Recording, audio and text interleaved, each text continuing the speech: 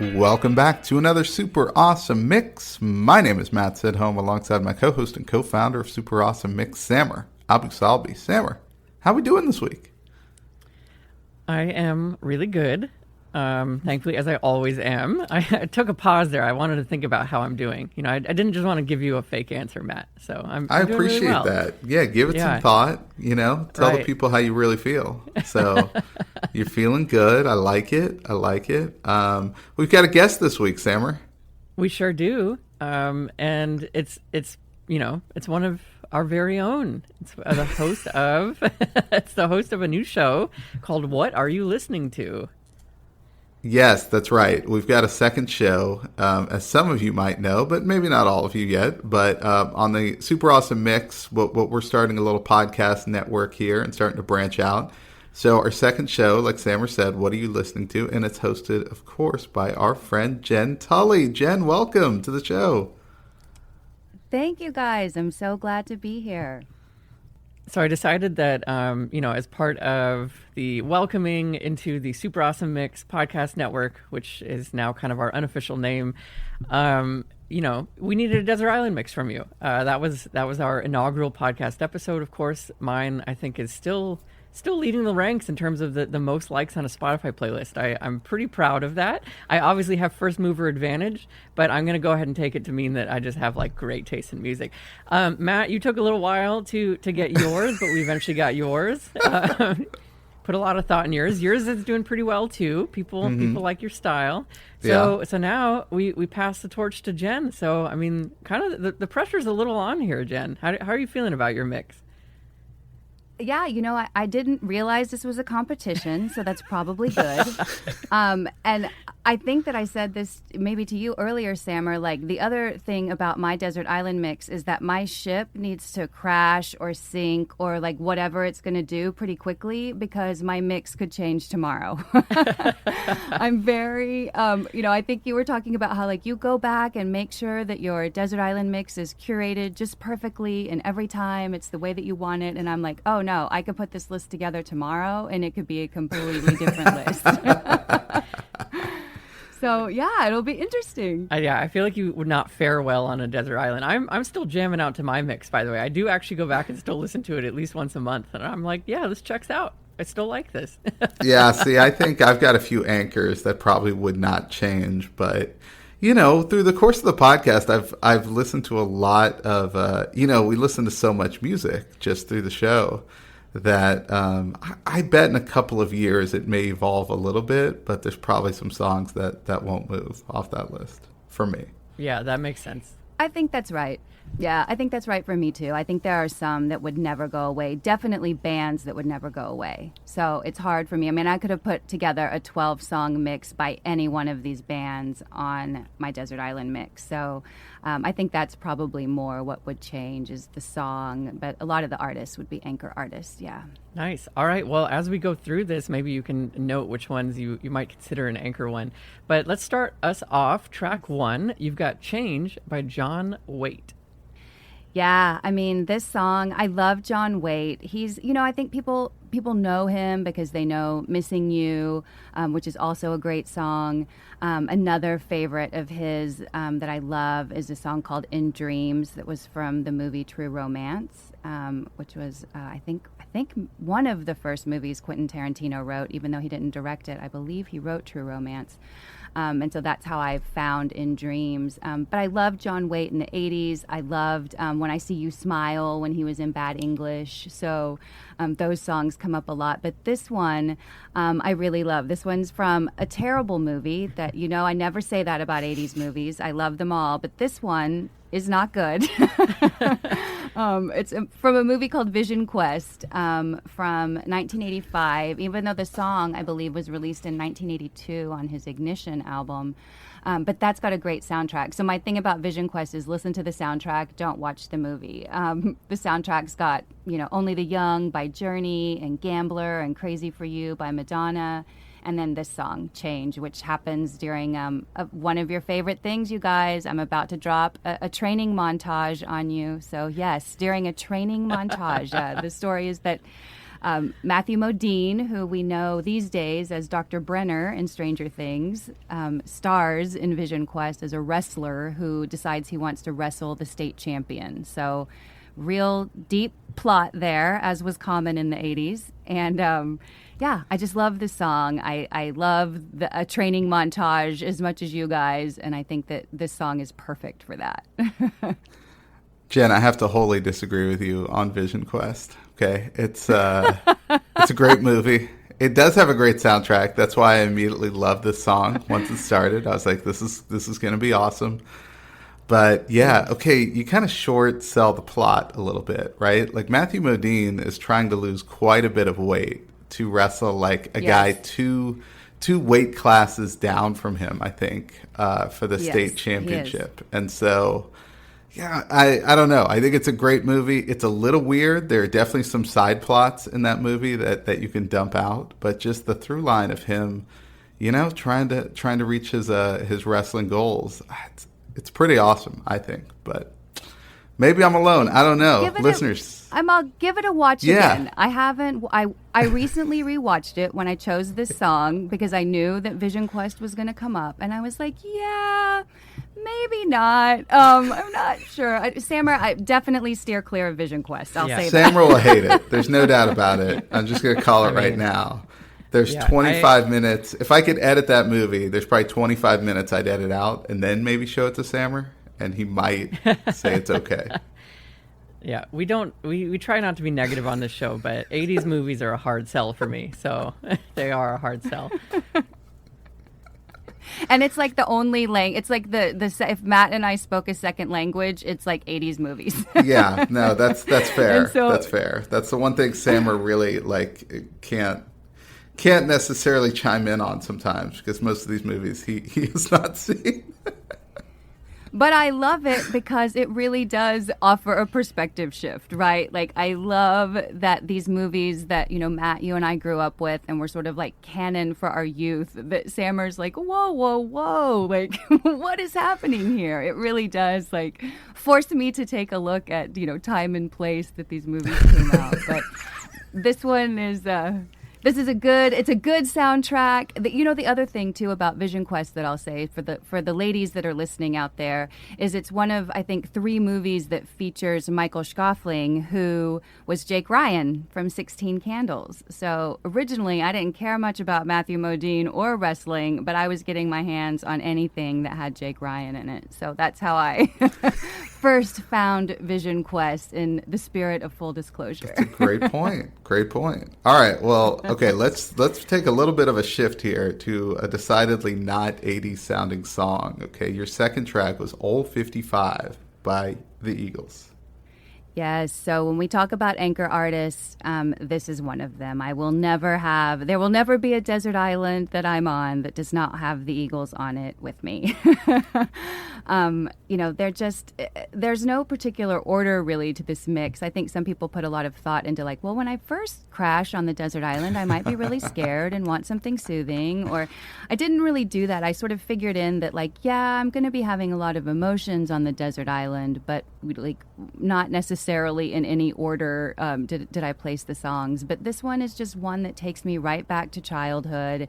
It's my dad and I, blaring the stereo in the car, or me listening to a cassette on my Walkman while we're driving. My family were big road trippers, and so we always had music on. We always had it really loud. My husband jokes, and I got this from my dad, that if anybody ever tried to steal my car, they'd have a heart attack before they could get it out of the parking spot because the music's so loud when they turn the car on. That's a good like anti-theft system. Anti-theft. Yeah, I like it. Yeah. Yeah, so this song it takes me back always. It's a little more country feeling than some of the Eagles songs, perhaps. I love that I get Glenn Frey and Don Henley really clearly on this one because it's hard for me to pick a favorite Eagle. So yeah, and this is one that, I could have put a lot of other Eagles songs that are maybe more popular, but this one just feels like home to me. This one reminds me of home. Were you guys familiar with this one at all before my Desert Island mix? I was not, actually. So this one was kind of new, so I did some research on it. Found out also it's a cover, but by Tom Waite. It's originally written by someone, Tom Waite, who I was also not familiar with, admittedly. Who apparently was not happy with this cover. He called it antiseptic. And I'm like, is that an insult? Like sepsis is a bad thing. I would want an antiseptic. Well, if you research more of Tom Waits' catalog, you'll see he might be okay with sepsis. Right, okay. Right. But yes, he did not like this cover. I listened to both. I think they're both fine songs. I really liked this one. I love the Eagles. Yeah, it was really nice. It was like a little country sounding, but I liked it. And, that's been also an evolution of me on this show, as I've also come to embrace country music. So who knows? Maybe in like 2 or 3 years, I'll be joking about 80s films. We'll see. But this is definitely a really nice track. I like it a lot. All right, so let's move on to your third track. This one made my heart very happy, which is actually something I'll say a couple times because I really do like a lot of your picks. So track number 3, we've got Tangerine by Led Zeppelin. Yeah, I mean, when we're talking about anchor artists, I'm not going to be on any island without Led Zeppelin either. They're a favorite, a constant go back to. If there's ever a time when I'm like, oh, what is it that I want to listen to? Like, there's a good chance that probably 7 out of 10 times that's going to end up being Zeppelin for me. And again, so many great songs from Led Zeppelin. It's hard to pick. And this is off of the Led Zeppelin 3 album, which also features Immigrant Song, which I also love. Made popular again by what was the second Thor movie, I think. Yeah, Thor Ragnarok, the third one, actually. Ragnarok. Yes, Ragnarok, yeah. Yes, the third one. So that was a great use of Immigrant Song. I love that song as well. But I love this song. I think it's such a sweet, like, love song. So this is one that, again, from Zeppelin, I'll go back to Fool in the Rain a lot. I go back to Ramble On a lot. But Tangerine, Tangerine's kind of my number one. This one was also on the Almost Famous soundtrack, which is like one of my favorite movies. Like, I love that one. It's a great music movie, like a fiction music movie. Yes. So I was really here for that too. And yeah, I mean, it's like hard, I think, if not impossible, to pick a Zeppelin song that people aren't going to be like, yep, great pick. And this is definitely, in that category. It's just a beautiful song. I love the guitar play in it. And I'm here for all things Led Zeppelin. So I was very, very pleased with this one. All right, so track 4, I think it's a little bit more of a recent track. You go with Life Itself by Glass Animals. Yes, this is a recent pick. This came out in 2016 on their How to Be a Human Being album. And I had listened to Glass Animals when the Zaba album came out. The song Gooey was on that, and that was kind of a popular hit. And I, again, being based here in Austin, we often have access to really great artists as they're on the rise. And so I got to see a Glass Animals show at one of my favorite venues that's no longer around. You hear that a lot from Austinites that have been here for a while, but Threadgills used to do these great outdoor concerts the weekend before ACL, Austin City Limits Music Festival, when it was just one weekend.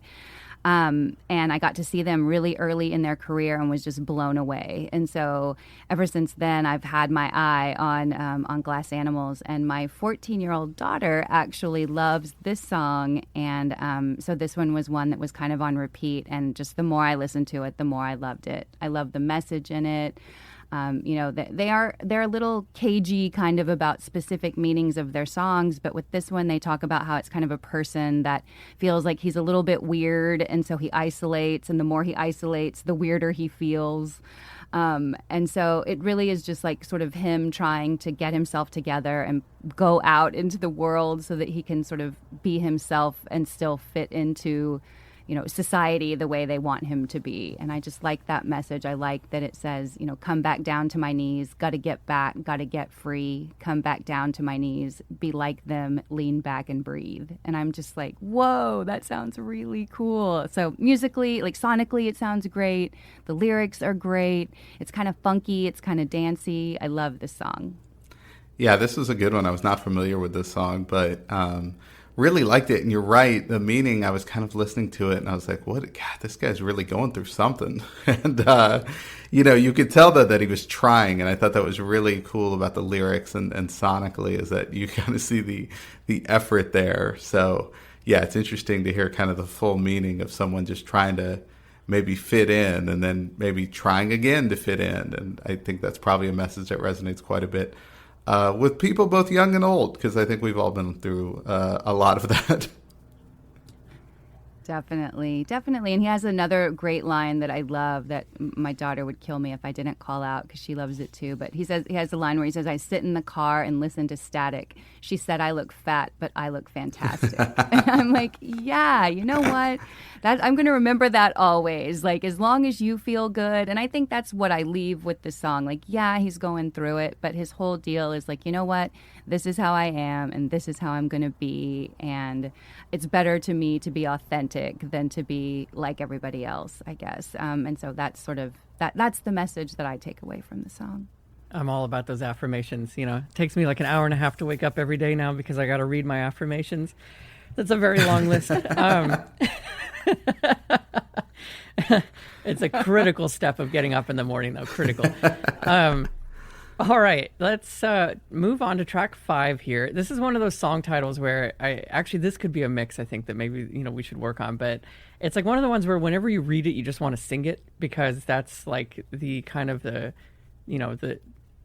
the iconic part of the song. So I'm not going to sing it because, as we've mentioned many times on the show, I have a horrible singing voice.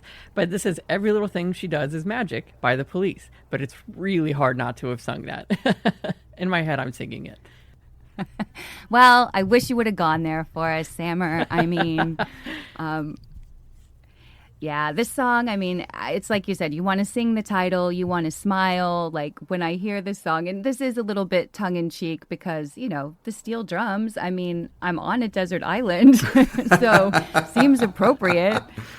I love The Police. They're also, again, like, probably an anchor artist. I have always liked The Police. I like Sting solo too, but I really like The Police. I just think those 3 guys together were pretty magic. And so this one tops my Desert Island mix. And this is off the Ghost in the Machine album, which also has Spirits in the Material World and Invisible Sun. I considered also putting King of Pain on here as well, but I'm like, you know what? If I'm on a desert island, I probably am going to want something a little more upbeat. And like I said, the steel drums seem to fit. So Every Little Thing She Does Is Magic got the pick for this mix. It's a good one. It's funny. I had 2 thoughts whenever I listened to this. One was that it reminded me of the episode of Phyllis and Bob Vance, Vance Refrigeration's wedding, from because that's like someone sings at karaoke, I believe.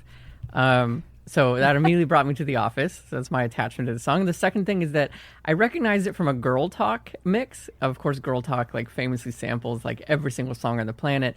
And it's been really interesting because as I've gotten more into music in this last, year and a half with the podcast, so many of these songs, especially older ones, I'm like, oh, that's from that Girl Talk track. And it's like, right, no, it goes the other way, Sammer. So this is sampled in one of the Girl Talk tracks. So it's cool that, someone heard the sample and decided to make it into a whole song. And that's my understanding of how this works. Yeah, Sting heard it and was like, wait a second, guys. I think this guy's onto something. Catchy too. Yeah. I mean, Girl Talk's a genius. He does a lot of genres. He does a lot of stuff. He's got range. All right. Well, speaking of someone who has range, let's go to track 6, which is Invisible String by Taylor Swift. Yeah, I mean, like so many people, that Folklore album really got me through the pandemic. You talk about having to do an hour of affirmations. This one was one where when I felt like I just can't turn the news on, I just can't look at any more, bad news, because this came out, right smack in the middle of COVID, when we were still kind of early days, like before we could get vaccines and things like that. And so this album was just like a warm blanket for me. And this song in particular is one of my all-time favorites. Taylor Swift is one of those artists that, like, lover or hater, fine, but you cannot deny her talent. You can't. I just feel like you've got your head in the sand or your ears plugged if you feel like she's not an amazing songwriter. And this song represents some of the best of that to me. And we talk about lyrics a lot, and this one has some that I love, and she goes back to them 3 times in the song when she's talking about time. And she says, "Time, curious time, gave me no compasses, gave me no signs." And then there's a verse, and then she goes back and says, "Time, mystical time, cutting me open, then healing me fine." And then the last one is "Time, wondrous time, gave me the blues and then purple pink skies." And it almost brings me to tears every time because I think of what I was feeling and what we were all going through collectively, as people during that time frame. And I just love the way that, first she thinks of time as being really curious, and then she thinks of it as being really mystical, and then she realizes that it's really wondrous. Like, we can get through anything, we can handle a lot. And I just, I love this song. I love everything about it. Yeah, this is a great song. It's so well written, and that's what I always say about Taylor Swift. You're exactly right. I'm not in the demographic, as I like to say, right? Like, Taylor Swift's not writing songs for me, middle-aged, married dad. But, I still, like, when I listen to it, I'm like, man, this is really well done, and just the words are so good, and just musically and everything fits. And so, I have a lot of, and again, I can listen to her music too. It's just when I say that, I'll say, like, I don't necessarily seek out Taylor Swift songs, right? And she's not necessarily seeking me out as an audience, but I do think she's an excellent songwriter. Yeah, she's a force, right? No matter, like, as you both have said, no matter what you think of her, she's a force in the music world. Also, one of, like, the only artists to get, like, Apple Music to literally pay their artists more by just, tweeting that she didn't want to be on the platform. Like, that's a lot of power. Like, that is. Standing up to a $1 trillion company and just being like, nope. That's great. All right. Track 7, we go a little bit back in time here, and you've got "Would I Lie to You" by the Eurythmics featuring Annie Lennox and Dave Stewart. Yes. Oh, man. I do love the Eurythmics. I love Annie Lennox solo, and Dave Stewart actually had a kooky side project for a while called Dave Stewart and the Spiritual Cowboys after the Eurythmics broke up. And they have one song that's worth a listen called Party Town that was from, here I go again, another 80s movie. It might have been early 90s, but a movie called Flatliners. Which is also a pretty ridiculous plot. They might have redone it, too. I can't even remember. I feel like they might have redone it, but I definitely didn't see the remake, yeah. Me neither. I have not seen the remake, but the original had Julia Roberts and Kiefer Sutherland and Kevin Bacon. I mean, it's a decent cast with an interesting kind of storyline. But anyway, I'm digressing here. Would I Lie to You is, they had bigger songs. They had Sweet Dreams, of course, or Here Comes the Rain Again. But I just feel like this song is really upbeat and it's fun. To me, it's almost a precursor also to, like, Irreplaceable by Beyonce, right? Like, it says "Would I Lie to You," and you think, like, oh, maybe this is a sweet love song. But it's really her saying, like, guess what? I'm leaving, and if you think I'm kidding, you're wrong. And so I always think about that. I'm like, Irreplaceable might not have happened if Would I Lie to You hadn't been there first. The through line is similar, and so I like that about it too. And then this album also features sisters are doing it for themselves, so you get the sense that maybe Annie Lennox is ready to go on and do her own thing with this album from the Eurythmics. But I do love this song. It's such a good one. Her vocals are just unbelievable. Like, I just love listening to her sing. I also really enjoy, like, I'm not super familiar with the Eurythmics, but I do know a couple of them. And I love that this is, like, not as, like, synth and electronic as some of their other, like, pieces. Mm-hmm. Like, this is, like, an actual band playing behind them, but in, like, curiously in almost like a synthy kind of way. Like, I think that was, like, so interesting. And it just works so well. I thought it was so cool that they, produced the song in this way using, like, an actual band. Yeah. Yeah, and they're both super talented, musicians. And just anytime you can showcase Annie Lennox's voice, I think it's, I think of songs like No More I Love Yous, where it's just like her voice is so beautiful. And this one is just a pop version of how beautiful her voice is. So I like it a lot. This one could also go on a mix of different songs with the same title, because this often gets confused with the song Would I Lie to You by Charles and Eddie from the early 90s. I don't know if you guys remember that one, but that one still gets a little bit of radio play for that one-hit wonder. But anyway, just wanted to throw that in there. Mix idea, okay? Same title, different song. There we go. We got have two to so keep far. track of Yeah, them. We got two so far. All right. So speaking of, possibly another anchor artist here for you, but you've got Call It Dreaming by Iron and Wine. Yeah, Iron and Wine. This is a band where I say, like, listen to them, and if you don't like it, if it's too moody, just take all of their lyrics and just read it as poetry. Like, if you don't want to listen to them, read the lyrics as a book. I just think that the writing is so beautiful. I talk a lot about lyrics on my show, on this mix. Like, they're so important to me. A lot of people just listen to music for the sonic satisfaction, and for me, that's really only a very small part of it. I love the lyrics, and I think that this song, and many of Iron and Wine's song, if you've not taken 9.5 minutes and listened to the Trapeze Swinger, so good. That's for sure worth a listen. Beautiful song. And then this one is just like, I feel like this one is when I don't want to go as deep as a Trapeze Swinger or Naked as We Came. This one is just, I love it. And I love sort of, they keep repeating it throughout the song. For all the love you've left behind, you can have mine.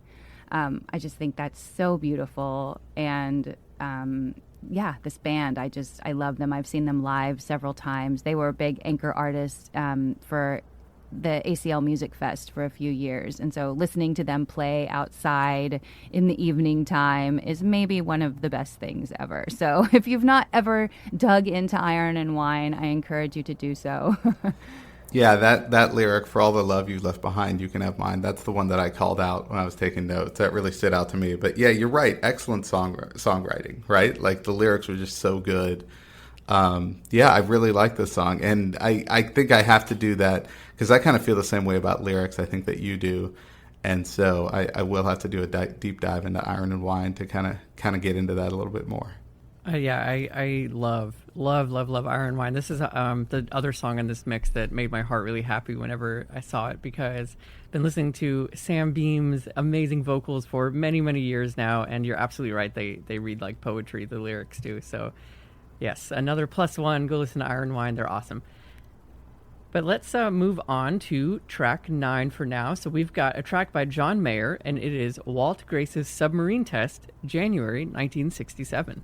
Yeah, so I kind of went maybe a little deep track John Mayer. This is another one. It's interesting as a female popping on to a male hosted show. There are things, I don't know if they're down with Taylor Swift. I don't know how much they're going to be down with John Mayer. Like, sometimes when I meet guys that are into John Mayer, it's because he's such a phenomenal guitarist, right? So he there is some, and now that he's touring with Dead and Company, there is a little more crossover appeal, I think, for John Mayer. But again, I love John Mayer. Whenever I think he's another one that is really a wordsmith and great with words. And this song is just really, it was another kind of tongue-in-cheek ad, similar to what I did with the Police with the steel drums and being on a desert island. Like, this one, there's so much debate. Like, there are subreddits about this song. I mean, there are all kinds of things. But if you've not listened to it, it tells a story. I love songs that tell a story. That's probably from growing up on, old traditional country music where they all tell a story. So I still really love that in a song. And this one has a beautiful saxophone opening, and you think you're going to get one thing, and then you get a totally different song once it really gets into the actual song. And then there's just, like I said, a ton of debate around this Walt Grace character, and is this a song about suicide? Does he live? Does he really build this submarine? And so we'll have to all weigh in here, but this has been debated to death on the internet. But in my mind, he lives. he makes it. Walt Grace does make it to Tokyo, and he starts a new life. And that's sort of one of the lines in the song. When you're done with this world, you know the next is up to you. And I was like, you know what? I think that can mean, that doesn't necessarily have to mean dying, you know? So I choose to believe that Walt Grace is alive, but I'm very curious to hear what you guys thought about this one.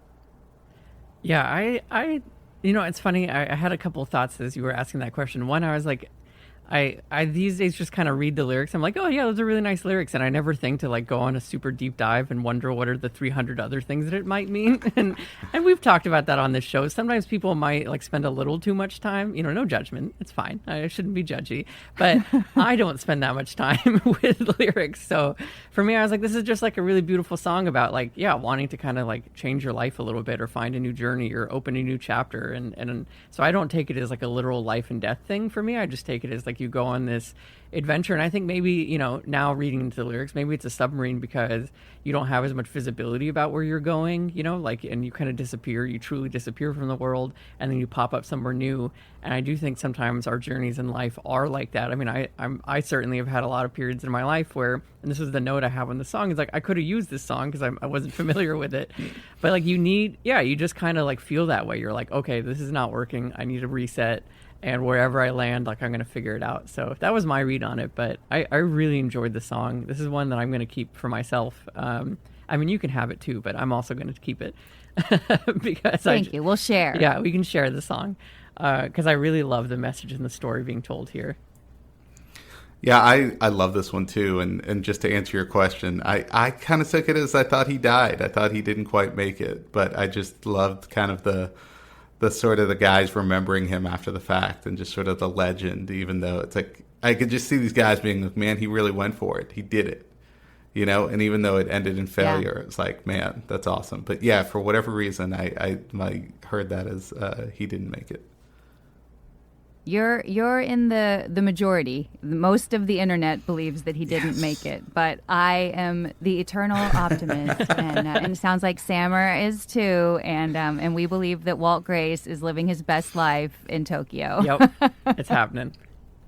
Well, speaking of things that are eternal, your next track is titled "Forever." It's by Haim. Yes, I mean, Haim appears a lot for me. They may be another anchor band, even though, you know, they haven't been around as long as some of the other anchor bands that I have. I love Haim. I say it all the time. I think that they're the three coolest sisters on the planet. And this is the song that kind of introduced me to the band. You know, I heard this and The Wire kind of really like one after the other, and it just blew my mind. It was one of those bands that I was so excited about and just couldn't wait to get my hands on any other songs or albums or bootlegs or anything that I could find from them. I think that they are super relatable in the way they write songs. I like the strong female perspective that they take in songs. You know, they don't follow sort of a, you know, I'm the girl that got heartbroken and I'm crying in the corner sort of model. Like, they go through it. You know, they talk about how sometimes they fight, sometimes they're a bad girlfriend, sometimes they're a great girlfriend and they're not getting treated right, sometimes they make mistakes, you know. So I really like the relatability of their songs. And I love the line in this song when she says, "Forever we tried to make it right, but together we saw the end in sight. I'm tired of fighting the good fight. If you say the word, then I'll say goodbye." And it's just like, ooh, who hasn't been in that situation, you know, where you know you need to get out of a relationship and you're just like waiting, but you're kind of in the routine or you're attracted to the fighting or whatever it may be. And then you're just like, just say the word so we can end this. Like, we see what's happening. Like, let's just peace out.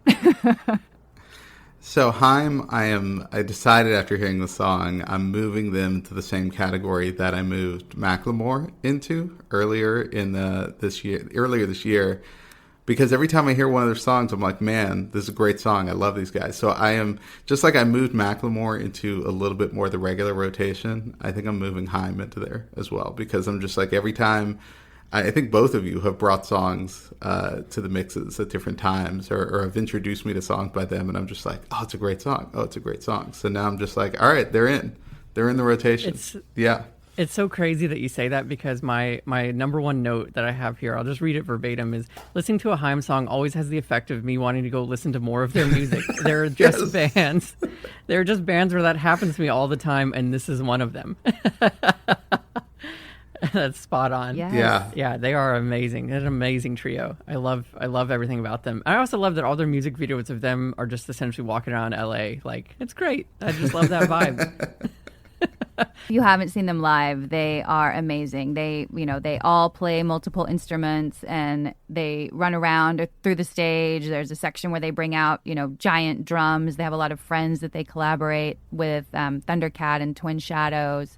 So they're just, I could go on about Haim all day long. I've got a brother and two sisters, and we don't do anything together. So, like, these guys, like, these ladies, like, touring, they're playing multiple instruments. They're just, it's like, man, look at that, And then I look at my family, and I'm like, what are we doing, right? How come we never did anything? Well, we get our act together. And they used to... They started before they were Haim, they were in a band, I believe it was called Rockingham or Rockingham, and it was the whole family. And they said it sort of started because their parents just didn't want them like bumming around on the weekends. So, the dad was like a casual musician, and so was the mom. And so the girls kind of picked up instruments and sang, and it started, and they did like bar mitzvahs and and weddings, and, like they just kind of played around Los Angeles as a family. And then as the girls got older, they sort of split off and formed Haim. But super great we're band. canceling our plans this weekend, and I'm getting the kids going, and we're going to start a family band. Right. Okay. You're lagging. I know we're already behind, but I feel like we got a chance to catch up. Okay, we'll see. All your songs are just going to be the sit home family band. It's like I just keep introducing. Now here's a hot new band everybody should listen to. We have 17 followers on Spotify. We are blowing up. I'll listen to your band, Matt. I bet you guys are going to be great. Thank you.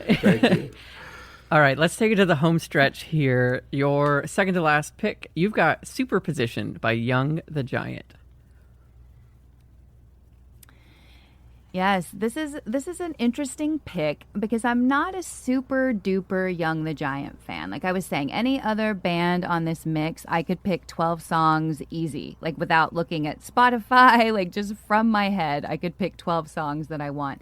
Young the Giant is not a band like that for me, but I love this song. I love this song. I've loved it since the first moment I heard it, and I do love other Young the Giant songs, but this one, like they're not a band that I go to often or go deep on except for this song. And part of why I love it is when it first came out, I was like, that's interesting. And superposition was one of those words that I'm like, I think I can figure out what it means. But when I looked at the definition, the actual definition is superposition is the action of placing one thing on or above another, especially so that they coincide.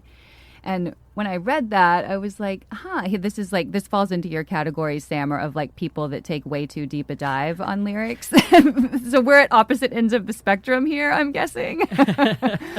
But that's awesome. But that's what I love. Like he goes in and talking about he doesn't believe in fate, no psychic vision, but when things fall into place, superposition. And it just seems like he seems like a guy that's like, if I can take a little bit more of a scientific approach to how things go, then I can get my head around it a little better, even though it's sort of like ends him at the same place. But, he says things like, why don't we collide, the spaces that divide us? And I'm imagining like molecules colliding or things like that. So it just like, that's how it struck me, is like, this was a person that things were kind of happening to. And as long as he thought about it in a more scientific way, he could grasp it. But fate and psychic vision and, mantras and manifesting and things like that didn't really work for him, but science does. Yeah, it's a really cool track. It actually kind of reminded me of the Glass Animals track on this mix. I'm also absolutely always here for a song, like a love song written using physics. And I nerded out over the title, because actually superposition in quantum physics is like, it has a lot of different principles, but the one that came to mind was the fact that like whenever they tried to measure light, they measured it both as a wave and as a photon, as a particle. And so light kind of is both simultaneously at the same time, and it kind of blows up everything that we thought we knew about physics. and like our understanding of light especially. So I love that also, and I think you can apply that principle to the song as well, because it's like, you know, it's kind of like you are everything and nothing at the same time. You can be in two places, like two things can be occupy the same space at once, like all of those things can be true from it. So I really love it. Yeah, I think, like I said, a love song with physics is a rarity, and it's a special one as a result. It's a really nice song. Right. Well, and probably like the real story is like they were all hanging around like drinking beers one night, and we've applied like all of this like science and technology to the song. It's possible. It's very possible. although maybe we save, love songs involving physics for Valentine's Day for next year. Maybe we just keep All that right, in the there you back of our minds. There's our third mix today. Wow. All right. Fruitful. So let's finish strong. You started strong with the 80s. You're going to finish strong with the 80s. You've got Borderline by Madonna. Oh, Borderline. This one probably will always close out every single Desert Island mix for me. So this is one track that definitely would not ever change. And it would probably always be the last track, just because I feel like that's like the signature I want to go out with. Borderline, it was on Madonna's debut studio album in 1984. So like Lucky Star and Holiday were on that album as well. But I have a running playlist that I call This Will Always Be a Good Song, no matter how much time passes or how many times I listen to it. And this one is the first song on it. This will always be a good song for me. It's and I could pick 12 Madonna songs right now, that I also love, but I always go back to Borderline. And the other thing about Madonna, too, is I honestly haven't listened to a lot of her new stuff. But any artist who's sort of relevant for 40 years, I think that's an amazing achievement. And so I think that I have a lot of respect, kind of what we were talking about with Taylor Swift and how she stood up to Apple. Madonna was kind of the first female pioneers in the music industry as well, that kind of like said, no, this is how things are going to be. And so I love her for that. And I love this song. Another one, like a super silly video, but if you want a taste of like 80s videos at their finest, going back and visiting Borderline is a good way to get everything you need about 80s music videos in the heyday of MTV in one fell swoop. Yeah, I was so glad to see this in the mix, because this is the one, the more I thought about it, I think this is the one Madonna song that when it does come on the radio, I would just listen through. And not that I don't like her music or anything, but I feel like I've heard all the other songs so many times. And then this one will start in, it starts kind of softly, and then it kicks in. And I don't know, maybe it just takes me back. Maybe there's this nostalgic quality to it. But anyway, I just love the song, so I was really glad to see it on the mix. Yeah, this one will always be a favorite. And like I said, oftentimes this will be not oftentimes, probably every time, 9 times out of 10, this will be a track that will stay on my Desert Island mix.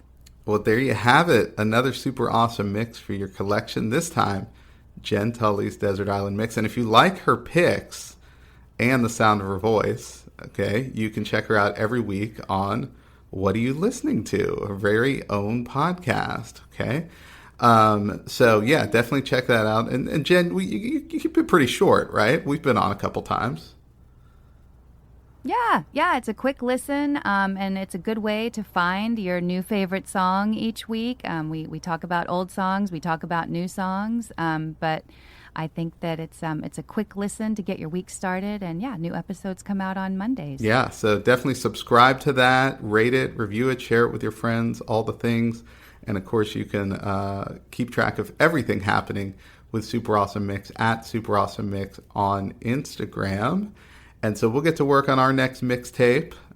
So for Sammer and Jenn, this is Matt, and we will see you next time.